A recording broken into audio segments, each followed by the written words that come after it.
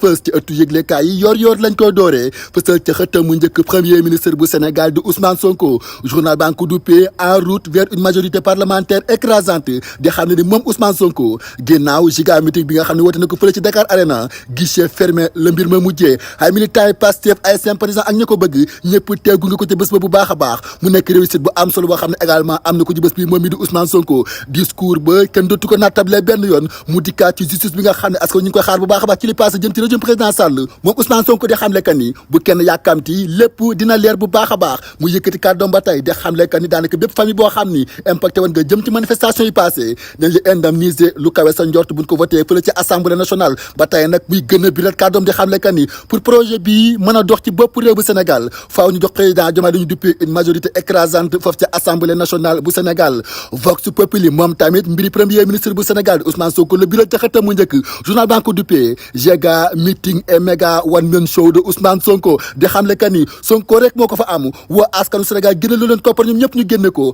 1000 francs takarnaase foofu ca Dakar Arena bu Sénégal askanu lëmm teew fa gunge ko ci bés bi war ko di ko bopp man la joxoon moom lañ jox ba léegi jëm ci politique bu Sénégal waral nag ñu jot a dajale koppar gu takkoo takku toll ci 500 millions de francs CFA maanaam juróomi téeméeri millions ba tey moom Sonko gën a biral kàddu di xamal ay sympathisants kan ni 1 milliard la bëgg yu wow kong balaa campagne bi door ngir mën a amal taxawaay bu am solo gagné li nga xam ne mooy assemblée nationale bu Sénégal au lame am nañu duppee une majorité écrasante ba tey moom premier ministre bu Sénégal di Ousmane Sonko dikkaat bu baax a baax nag ci jàmmaaroo yi nga xam ni amul ci digganteem ak état bu Sénégal du gouvernement président Sall pexe yi nga xam ne jot na koo teg ba niki tey ji ñu dégg ci bopp réew bu Sénégal son excellence monsieur le président de la république Bassirou Diomaye Diakhar Faye les échos ma ngi ko duppee naan ñu Sonko déballe et cogne l'opposition di xamle kan ni moom Ousmane Sonko wanati na dooleem kartanam ak man jëm ci politique bu Sénégal di gën a firndeel kan ni il reste et restera l'homme politique le plus influent de l'histoire politique du Sénégal ginnaaw taxawaay bi nga xam ni amal na ko fële ci Dakar Arena woon mbooloo mu takkoo takku ñu wuy si ko day la koppar gu takkoo takku également ab jeunesse bu ni lëmm taxaw jox bopp ba léegi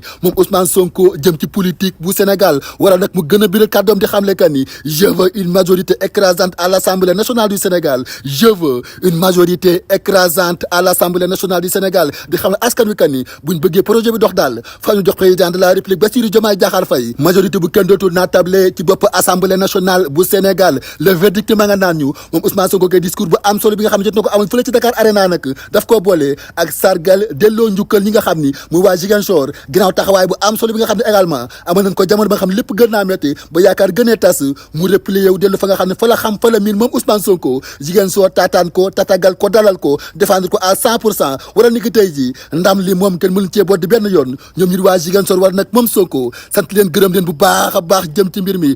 l'observateur Ousmane Sonko da jagleel xëtam mu njëkk ba léegi ma nga naan ñu Sonko super héros ginnaaw taxawaay bu am solo bi nga xam ni amal na ko ci capacité de mobilisation foofu ca Dakar Arena mu dikkaat nag ci benn scandale bu ñu duppee Azer Sonko di biral kàddoom di xam ne que ni scandale amu fi gode gën dénk direction ba dafa gis projet bu nga xam ni daanaka la fa def dëppoowul ak yoon mu changé ko indiwaat fa loo xam ni mooy li méngoo ak réew mi li méngoo également ak li ñu duppee jubal jubbanti réew mi quotidien ma nga naan ñu Sonko tire sur l'opposition di xam le que ni discours ba la muy gudd nag ñambaas na ci Amadou Ba ak moom président Sall ginnaaw seen i jëf ci bopp réew bu Sénégal ci 12 ans yi passé moom premier ministre bu Sénégal di biral kàddoom di xam le que ni toutes les responsabilités seront situées bu ñu amee majorité bu baax a baax foofu ca assemblée nationale bu Sénégal le quotidien fësal ca xëtam mu njëkk Bougane Gueye Dany journal baa ngi ko duppee Sonko collecte Bougane écope di xam ne moom Bougane Gueye Dany jamono ji nag man ci loxo yoon ginnaaw ba mu dem fële ci diwaanu Bakel ay jafe-jafe am ci digganteem ak gendarmerie nationale bu Sénégal wala nag mujjee koo teg loxo moom leaderu gëm sa bopp bi Walf Quotidien ba tey fësal ko ci xëtam mu njëkk moom Bougane ci loxoy gendarmerie nationale bu Sénégal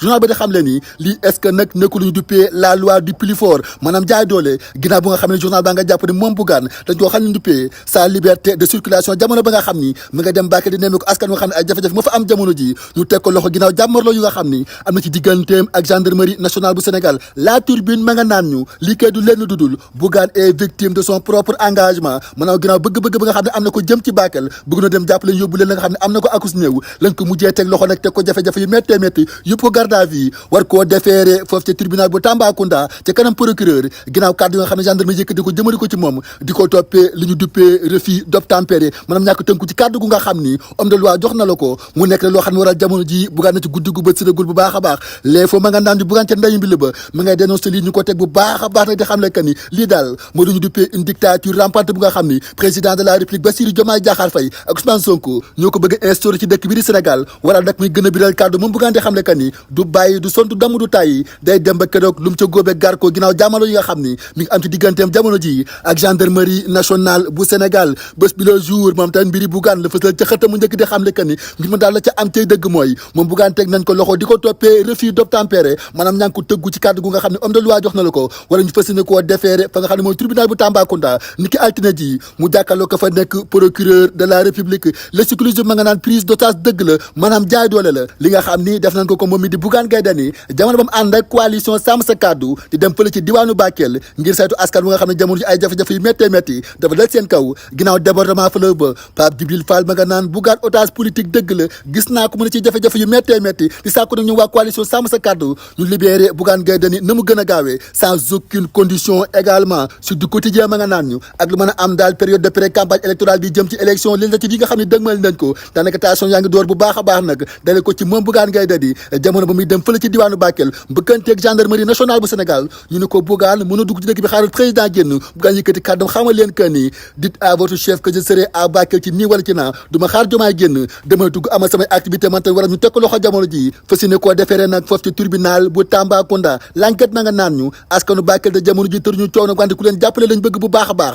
ñu gën ci seen i jafe-jafe ginnaaw inondation yu bëree bëri nga xam ne am na fa 774 ménages la daal di impacté président de la république Bassirou Diomaye Diakhar Faye amal fa teewaay bu am solo en tant que chef suprême des armées génn lu toll ci 500 tonnes de vivres yoo xam ni jagle nañ ko askanu Bakel ginnaaw jafe-jafe yi nga xam ne ña ngi koy jànkoonteel ginnaaw inondation yi nga xam ni fleuve ba moo daal di déborder jël seen i kër bu baax a baax révélation fësal ca xëttam mu njëkk jëmu ji di Cheikh Yérim Seck mu digaat ci benn poste bu nga xam ni mu ci yëkkati tuuma nag jëmale ko ci président de la république Bassirou Diomaye Diakhar Faye Ousmane Sonko di premier ministre ba ak ndaw si di Mimi Touré Yérim di xam leen ni ñoom ñett ñi dañ amal benn réunion ca palais de la république bu Sénégal doon xool ana nees lañ mën a def ngir aaye ba faaw kii di Macky Sall ak njabootam dale ko ci soxnaam ak doomam ñu teg seen i tànk ci bopp réew bu Sénégal mu nekk rek loo xam ne Mimi bàyyul benn yoon mu seet ndax xam lekkan ni day porter plainte mu gën a gaawee pour diffamation jëm ci jëmm ji nga xam ni mooy Cheikh Yérim Seck ginnaaw tuuma yi nga xam ni yëkkati na ko jëmale ko ci moom Mimi Touré président de la république ak premier ministre bu Sénégal di Ousmane Sonko libération adwa dikkat ca ndaw sa nga xam ne faata noonu ko fële ci diwaanu Yoff ci condition yu méttee métti di xale bu jigéen journal ba di xam le ni le meurtrier maanaam ka nga xam ne faat na ko nag teg nañ ko loxo jamono ji